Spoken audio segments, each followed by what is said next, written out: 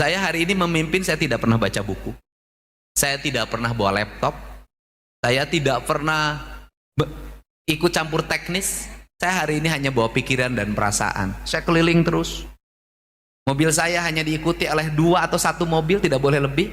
Tidak ada kepala dinas, tidak ada kepala bagian, tidak ada siapapun. Kenapa?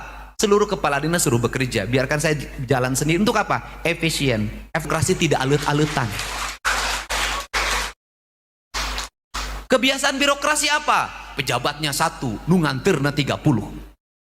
Kalau pejabatnya 1 yang ngantar 30, itu cermin birokrat tidak punya pekerjaan.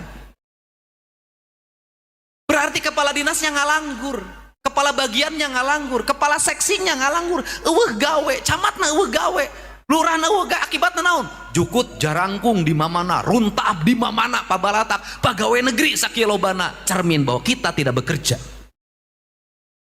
Untuk itu ukuran pemerintahan cuma 1, kebersihan.